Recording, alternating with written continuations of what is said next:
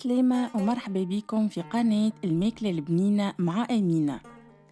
اليوم باش نرجع بكم للزمن الجميل ونودكم بكيك زمنية بالعطرشية والجلجلين بطريقة سهلة واقتصادية، وكالعادة والعوايد البنة تعمل الكيف. نستحقوا 100 جرام سكر، 3 كعبات عظم،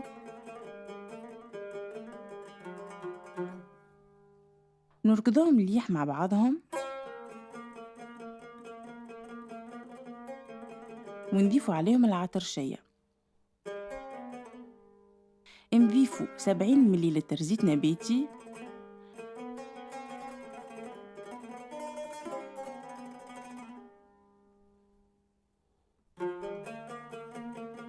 170 جرام فارينة،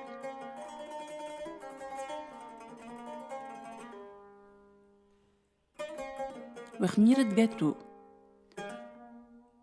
نركضهم مليح لين تحصلوا على القوام هذا.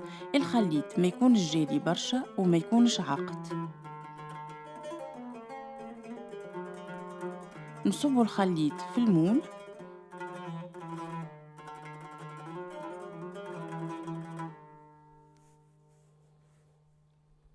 ونضيفوا فوقه الجلجلين،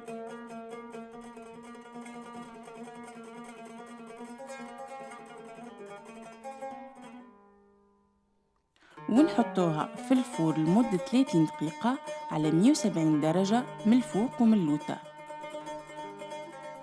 الكيك متاعنا حضر، وباش تعرفوا اللي طاب مليح تحط فيه وسطو كوردون ولا سكينة.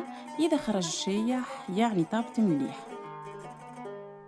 وكيما تشوفوا ما شاء الله نودكم لنشهيكم خفيف، والبنة تعمل 66 كيف، وريحة العطرشية فاوحة وريحة زمان اللي ما تتنسيش.